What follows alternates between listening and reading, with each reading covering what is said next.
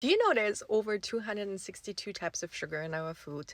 I just listened to the latest Diary of a CEO podcast. If you are also a fan of the podcast, like seriously follow me because I know you and I were going to be friends.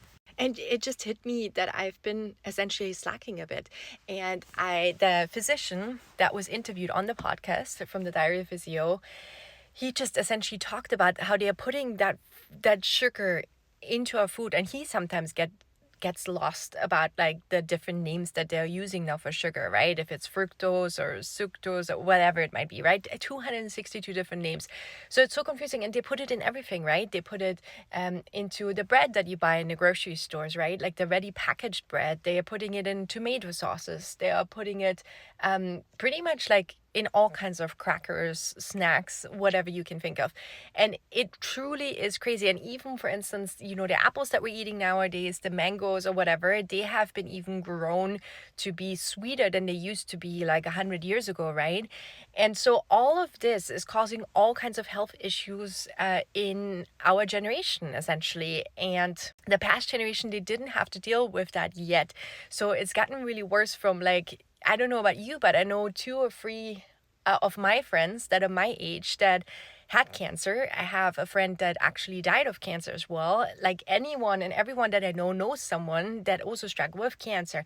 And it's not just cancer where that becomes a problem. It's also dementia and, Alzheimer's that can be directly linked back to essentially the sugar that you're consuming in your life that is in your body. And it is absolutely, it's grotesque.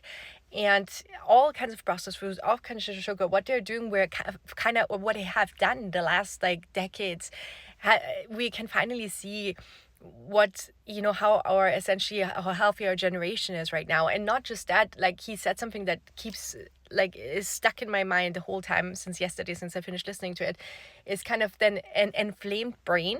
Because sugar, if you have too much sugar in your body, and it's the whole science, listen to the podcast. I cannot like sum it up that well because I'm not a scientist or a physician, but essentially, if you're constantly on that sugar high, or your body, right, your body constantly struggles with inflammation.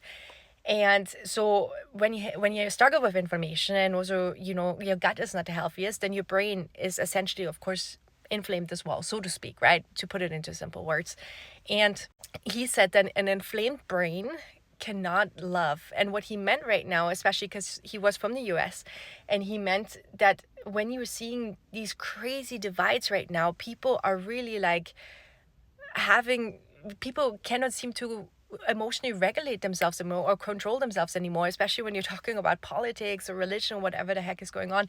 And he essentially is drawing it back to the root causes of it, as well as how, in essence, I'm gonna throw it out there, as they are making society sick, and like they're having a harder time thinking, which causes all of these problems as well, right? Because an inflamed brain, he said, cannot love.